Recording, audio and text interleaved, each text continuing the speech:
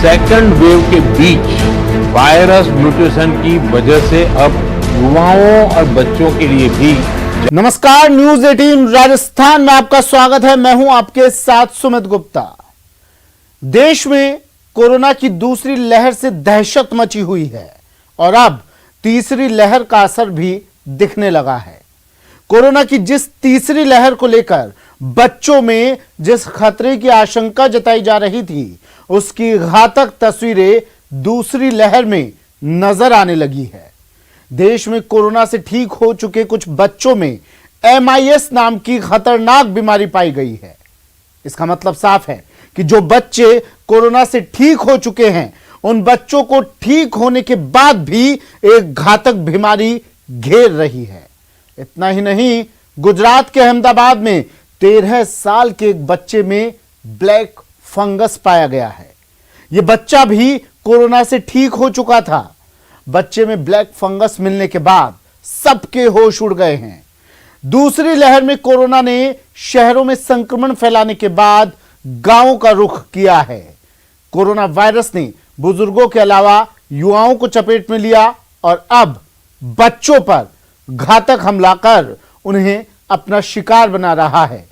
आज इस special report में बच्चों पर घातक खतरों के बारे में बताएंगे और इससे निपटने के लिए क्या इंतजाम किए जा रहे हैं, ये बताएंगे। तो चलिए शुरू करते हैं आज का ये खास शो, बच्चों को बचाना है।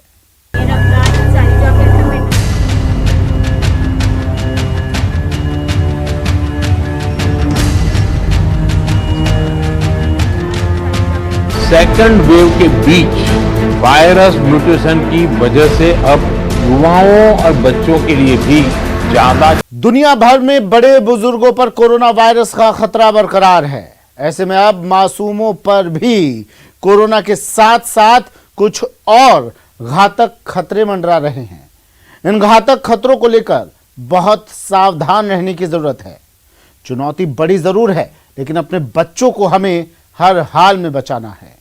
उन्हें हर खतरे से महफूज रखना है, क्योंकि इस बार मामला हमारे मासूमों से जुड़ा है।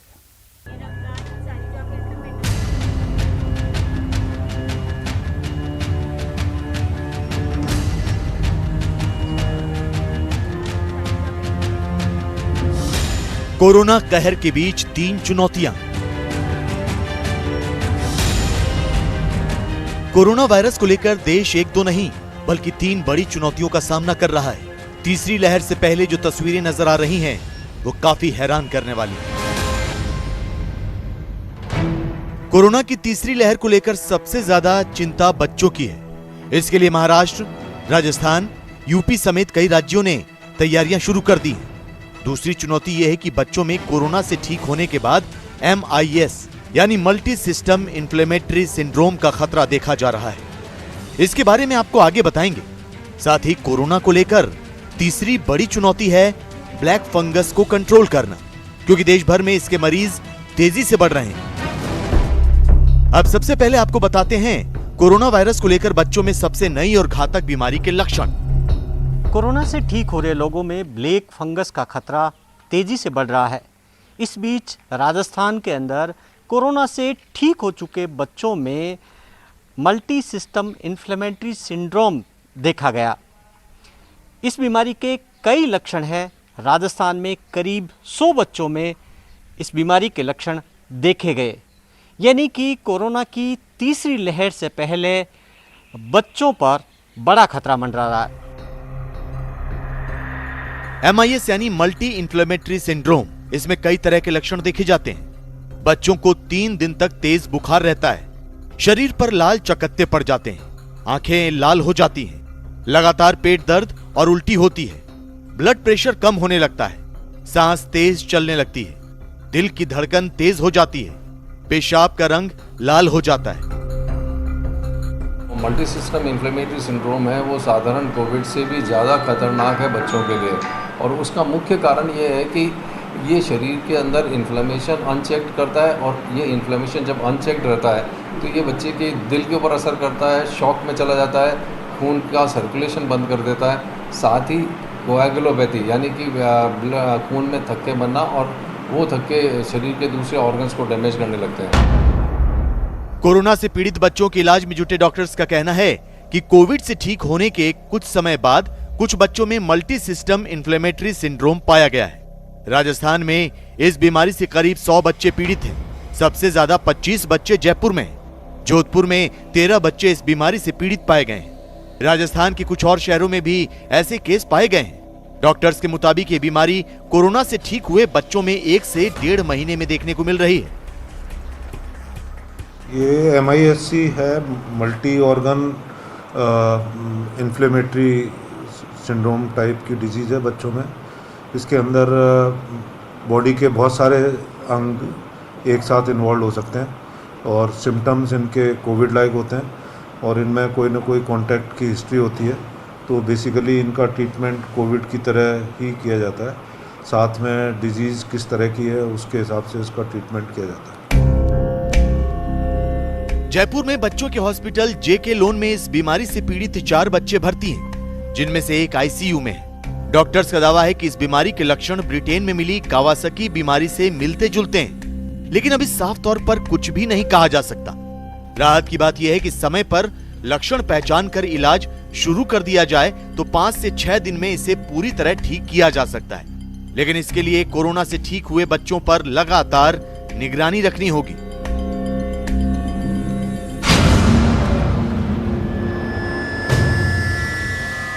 कोरोना महामारी के साथ साथ ब्लैक फंगस की मुसीबत अब बच्चों में दिखने लगी है।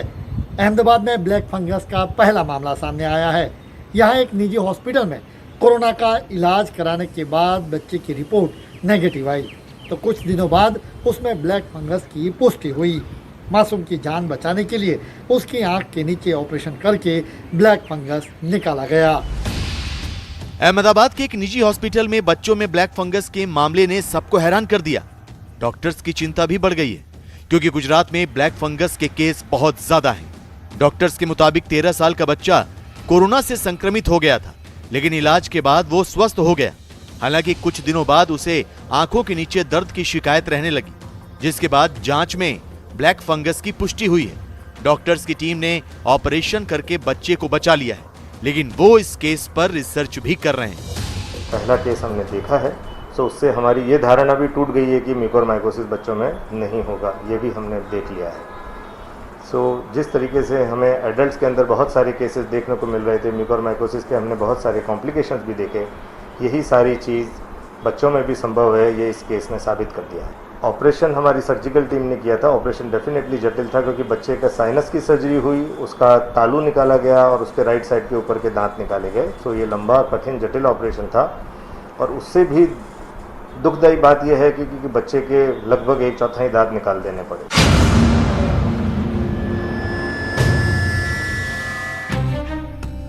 महाराष्ट्र में कोरोना की तीसरी लहर के मद्देनजर बच्चों पर आधारित मेडिकल रणनीति बनाई गई है। राज्य भर में चाइल्ड स्पेशलिस्ट लोगों की एक अलग टास्क फोर्स बनी है। मुख्यमंत्री उद्धव ठाकरे के निर्देश पर बनी टास्क फोर्स पूरे राज्य में सभी छोटे बड़े शहरों में डॉक्टर्स को बच्चों के मामलों पर सलाह देंगे। साथ ही राज्य सरकार को भी जरूरी उपाय करने के लिए अपनी राय देगी। महाराष्ट्र में सभी जगहों पर एक अलग चाइल्ड केयर यूनिट बनाने का काम भी शुरू हो चुका है। मुंबई में कोरोना से बच्चों को बचाने के लिए 1 साल से 15 साल तक बच्चों के लिए किड्स स्पेशल वार्ड तैयार किए जा रहे हैं। मुंबई के जोगेश्वरी में चल रहे कोविड सेंटर में एक फ्लोर सिर्फ बच्चों के लिए डिजाइन किया गया है। वेव 3 के खतरे के बीच मुंबई में इससे निपटने के लिए पूरी तरीके से तैयारी कर ली है। वहीं विशेषज्ञों का कहना है कि वेव 3 में सबसे ज्यादा प्रभावित बच्चे होंगे। उसको मद्देनजर रखते हुए मुंबई के जोगेश्वरी इलाके में हम मौजूद हैं, SRA बिल्डिंग में, जहां इस वेव से निपटने के लिए बच्चों के लिए स्पेशल कोविड वार्ड बनाए गए हैं। इस पूरे फ्लोर पे आप देख सकते हैं तकरीबन 40 कमरे हैं और 80 बेड्स की पूरी फैसिलिटी जो है तैयार की गई है। ये डेडिकेटेड सिर्फ बच्चों के लिए रखी जाएगी। वहीं बच्चों को पूरी तरीके से ध्यान रखने के लिए यहाँ के जो डॉक्टर्स हैं वो राउंड द क्लॉक काम करेंगे और पूरी तरीके से बच्चों से बातचीत करने के लिए या बच्चों का इलाज करने के लिए उनको ट्रेन किया जाएगा। वहीं मुंबई के जोगेश्वरी में बने किड्स कोविड स्पेशल सेंटर में 40 कमरे होंगे। हर कमरे में 2 बेड्स की व्यवस्था है। जो बच्चे बहुत छोटे हैं और माता पिता के बगैर नहीं रह सकते, उनके लिए कमरे का दूसरा बेड एक पेरेंट को दिया जा सकता है। जोगेश्वरी में ये खास इंतजाम बीएमसी और डॉक्टर्स फॉर यू एनजीओ ने मिलकर तैयार किया है। एमसीजीएम के साथ कोलैबोरेट करके बच्चों के लिए बहुत कुछ कर रहे हैं। जैसे ये सेंटर टोटल 600 बेडेड सेंटर है, जिसमें हमने 140 बेड ऑक्सीजन सपोर्टेड लगाया है और 80 बेड सिर्फ पेडियाट्रिक रखा है। जैसे ये रूम है वो fully paediatric, it is like a semi ICU setup कि बच्चों को यहाँ से कहीं जाने का जरूरत नहीं पड़ेगा। काफी चाइल्ड फ्रेंडली बनाया हुआ है, उनके पेरेंट्स भी साथ में रह सकते हैं। महाराष्ट्र की तरह उत्तर प्रदेश में भी कोरोना की संभावित तीसरी लहर को लेकर बच्चों के लिए खास इंतजाम किए जा रहे हैं। गौतम बुद्ध नगर में 100 बेड के 2 अस्पताल बनेंगे। यमुना प्राधिकरण 2 अस्थायी हॉस्पिटल बनवाएगा। दोनों अस्पतालों में बच्चों और महिलाओं का इलाज होगा। 10 महीने में हॉस्पिटल बनाकर तैयार करने का लक्ष्य है। गौतम बुद्ध नगर के सेक्टर 18 और 20 में जगह निर्धारित हुई है।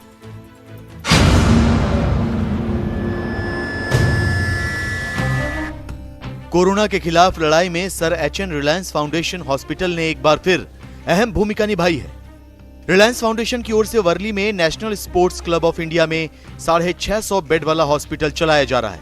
इसमें 100 बेड विशेष तौर पर बच्चों के लिए तैयार किए गए हैं। इसके अलावा 20 आईसीयू बेड भी बनाए गए हैं। रिलायंस फाउंडेशन 500 फ्रंटलाइन वर्कर्स, जिनमें डॉक्टर्स, नर्स और नॉन मेडिकल स्टाफ शामिल हैं, जो मेडिकल सुविधाओं की लगातार निगरानी कर रहा है। रिलायंस फाउंडेशन ने कोरोना को लेकर चल रही जंग में लोगों का साथ देने का संकल्प दोहराया है।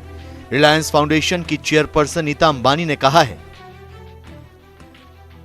कोरोना की वजह से दुख की इस घड़ी में हमारी संवेदनाएं पीड़ित परिवारों के साथ हैं।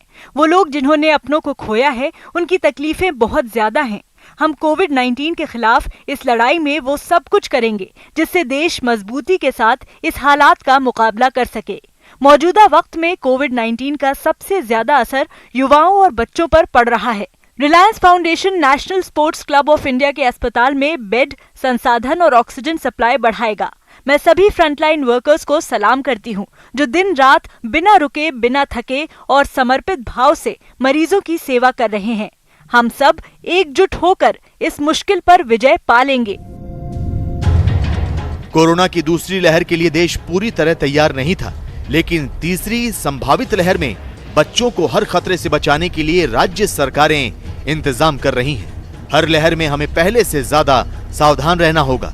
इस बार कोरोना वायरस से ठीक होने के बाद जिस तरह बाकी बीमारियों का खतरा बढ़ रहा है, उसे लेकर सतर्क और जागरूक रहना होगा, क्योंकि सबसे बड़ा संभावित संकट बच्चों को लेकर है। हमें मासूमों को कोरोना से भी बचाना है और ठीक होने वाले बच्चों को उसके साइड इफेक्ट से भी सुरक्षित रखना है। देश के अलग अलग शहरों से कोरोना की तीसरी लहर की डरावने वाले संकेत मिल रहे हैं। उत्तराखंड में बीते 40 दिन के अंदर करीब 3000 बच्चे चीन से फैलाए वायरस से संक्रमित हो चुके हैं। कोरोना की दूसरी लहर का जुलाई में कमजोर होने का अनुमान है, लेकिन उसके बाद 6 से 8 महीने के बीच तीसरी लहर के आने का अंदेशा है। और ऐसा कहा जा रहा है कि तीसरी लहर बच्चों पर कहर बनकर टूट सकती है। इसे देखते हुए केंद्र सरकार, राज्य सरकारें और आईसीएमआर अपने अपने स्तर पर बच्चों को बचाने की तैयारी में जुट गए हैं। लेकिन कोरोना से बचाव का सबसे अचूक और कारगर तरीका है वैक्सीन। बड़ों के बाद बच्चों के लिए कोरोना वैक्सीन की मांग पहले से तेज हो चुकी है। अब आईसीएमआर और डीसीजीआई ने 2 साल से लेकर 18 साल तक के बच्चों पर वैक्सीन के क्लिनिकल ट्रायल को मंजूरी दी है। भारत बायोटेक की इस वैक्सीन का पहला चरण बहुत जल्द शुरू होने जा रहा है। हम आपको इस रिपोर्ट में बताते हैं कि कैसे और कहां बच्चों पर कोरोना वैक्सीन का क्लिनिकल ट्रायल होना है। चीन के फैलाए वायरस की दूसरी चोट से देश कराह रहा है। दूसरी बार वायरस सुनामी बनकर फैला। मार्च के आखिरी हफ्ते से अप्रैल की शुरुआत तक केरल, महाराष्ट्र और पंजाब से निकलकर देश के दूसरे राज्यों में वायरस ने कोहराम मचा दिया। अस्पतालों की व्यवस्था चरमरा गई। मरीजों को ऑक्सीजन के अभाव में दम तोड़ना पड़ा। अस्पतालों में बेड नहीं मिले। हालात ऐसे बन पड़े कि बीमारी की चपेट में आए लोग असहाय हो गए। न सरकारें मदद पहुंचा पाई, न मौजूदा सिस्टम काम आ सका। दूसरी लहर से देश, राज्य की सरकारों और सिस्टम चलाने वाली मशीनरी ने यह सबक लिया है कि तैयारियों की कमी का खमियाजा देश को बुरी तरह भुगतना पड़ा। इसीलिए दूसरी लहर के खात्मे से पहले तीसरी लहर की तैयारियों पर जोर दिया जा रहा है। सेकंड वेव के बीच वायरस म्यूटेशन की वजह से अब युवाओं और बच्चों के लिए भी ज्यादा चिंता जताई जा रही है।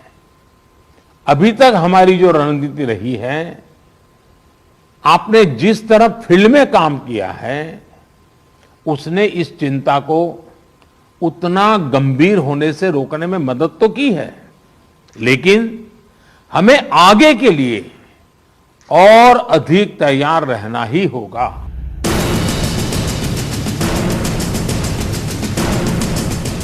महामारी में अब तक सबसे सुरक्षित रहे बच्चे। मार्च 2020 से देश में कमोबेश ही स्कूल खुले होंगे। देश के बच्चों को वायरस से बचाने का यही एकमात्र रास्ता है कि उन्हें घर में बंद रखा जाए। लेकिन दूसरी लहर में वायरस ने जिस घातक रफ्तार से लोगों को शिकार बनाया है, उससे देश डरा हुआ है। अनुमान है कि कोरोना की दूसरी लहर का कहर जुलाई के अंत तक धीमा पड़ जाएगा, जो राहत वाली बात है। लेकिन अगले 6 से 8 महीने के भीतर कोरोना की तीसरी लहर को लेकर चिंता जताई जा रही है। अंदेशा लगाया जा रहा है कि तीसरी लहर में बच्चों के ऊपर बुरा असर पड़ सकता है। यही वजह है कि केंद्र से लेकर राज्य सरकारें तीसरी लहर को लेकर अभी से सचेत हो गई हैं। केंद्रीय स्वास्थ्य मंत्री ने आज 9 राज्यों और केंद्र शासित प्रदेशों के स्वास्थ्य मंत्रियों के साथ वीडियो कॉन्फ्रेंसिंग की और कोरोना की तीसरी लहर पर तैयारियों के लिए आगाह किया। इस बात की चर्चा जरूर है कि आने वाले समय में अगर वायरस के अंदर और म्यूटेशन होगा तो शायद वो बच्चों को ज्यादा प्रभावित कर सकता है। तो उस बात को भी ध्यान में, संज्ञान में रखकर हमारी जो हेल्थ फैसिलिटीज हैं उनको हम अपग्रेड करते हुए, वहाँ इंफ्रास्ट्रक्चर को रैंप अप करते हुए, विशेष रूप से बच्चों के लिए जो हमें एक्सपर्ट्स की सहायता से विशेष प्रयास करने हैं, उनके ऊपर भी हम लोग सब मिलकर खास ध्यान करें।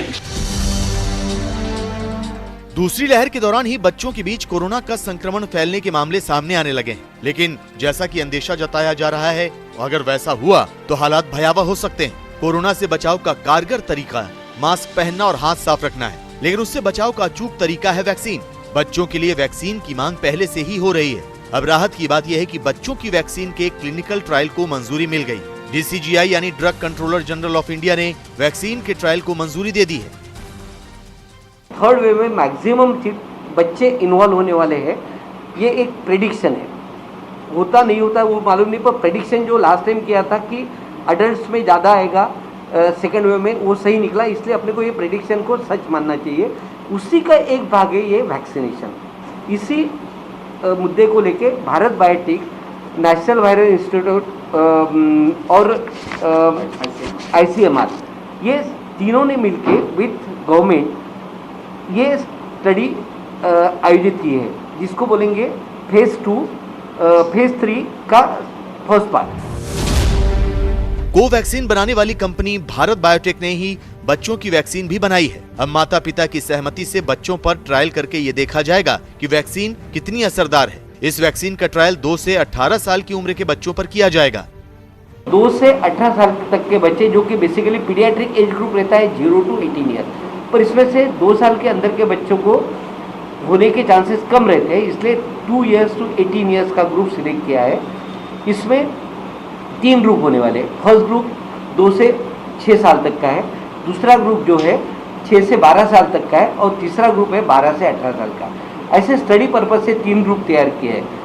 हर ग्रुप में 175 बच्चे ऑल ओवर इंडिया, ऐसे टोटल तीनों ग्रुप के मिलके 525 बच्चे लिए जाएंगे।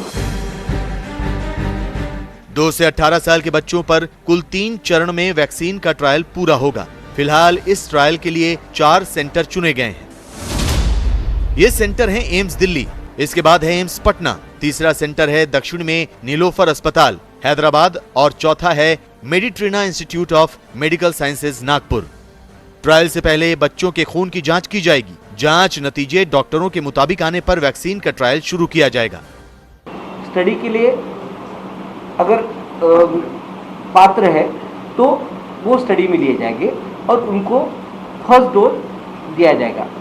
जिस दिन फर्स्ट डोज दी जाएगा, सपोज 1 तारीख को फर्स्ट डोज दिया तो दूसरा डोज 28 तारीख को या उसके 2 दिन ज़्यादा से ज़्यादा बाद में यानी 28 से 30 दिन तक दूसरा डोज दिया जाएगा। और बाकी फिर ब्लड सैंपल्स वगैरह लेके इसका पूरा स्टडी होगा। और इसमें जो जैसे वैक्सीन इज ऑलवेज एंटीजन, तो ये वैक्सीन देने के बाद एंटीबॉडीज कितना डेवलप होता है, क्या होता है, ये देख के ये स्टडी के रिजल्ट दिए जाएंगे। भारत बायोटेक की कोवैक्सीन फिलहाल 18 साल से ऊपर वाले लोगों को दी जा रही है। इसके ट्रायल और नतीजे बहुत अच्छे रहे हैं, इसलिए उम्मीद है कि भारत बायोटेक की बच्चों के लिए बनाई गई वैक्सीन भी कारगर साबित हो सकती है। इस महीने के अंत तक बच्चों की कोरोना वैक्सीन का पहले चरण का ट्रायल सभी 4 सेंटरों पर शुरू किया जा सकता है। इस वैक्सीन का ट्रायल 3 चरणों के बाद पूरा होगा। पहले चरण से तीसरे चरण तक के नतीजों का अध्ययन करने में कुल 208 दिन का समय लगेगा। अगर ट्रायल सुरक्षित रहता है तो DCGI और ICMR की तरफ से वैक्सीन को हरी झंडी दे दी जाएगी। इसके बाद वैक्सीन को बाजार में आने में 1 साल लग सकता है। ट्रायल में अगर सब कुछ ठीक रहा तो करीब 1 साल बाद बच्चों की वैक्सीन आ जाएगी। पूरी प्रक्रिया में टोटल 208 दिन का समय है पूरा। अभी इसका DCGI से अप्रूवल आ गया कि ये वैक्सीन का स्टडी कर सकते हैं। तो अभी लोकल इथिकल कमेटी जो मेडिट्रीना इंस्टीट्यूट में हमारे लोकल इथिकल कमेटी है, वो इथिकल कमेटी का अभी एक मीटिंग हो गया है। कमेटी इसको अप्रूव करती है तो हम लोगों को वैक्सीन ट्रायल चालू करने में कोई हरकत नहीं। हम लोग पूरी तरह से प्रिपेयर्ड है। वैक्सीन अगर कोरोना के खिलाफ काम करती है और बच्चों पर इसका कोई साइड इफेक्ट नहीं होता तो करीब 8 महीने में इस वैक्सीन का क्लिनिकल ट्रायल पूरा हो जाएगा। इसके बाद वैक्सीन बड़े पैमाने पर बनाकर उसे बच्चों को लगाने के लिए अस्पतालों तक भेजा जाएगा। अगर सब कुछ ठीक रहा तो मई-जून 2022 तक बच्चों के लिए वैक्सीन आ जाएगी। लेकिन वैक्सीन आने तक कोरोना से बचाव के लिए कोरोना गाइडलाइन का पालन करते रहें। बच्चों को बचाना है हमारी इस खास पेशकश में। आज के लिए इतना ही, दीजिए इजाजत, नमस्कार।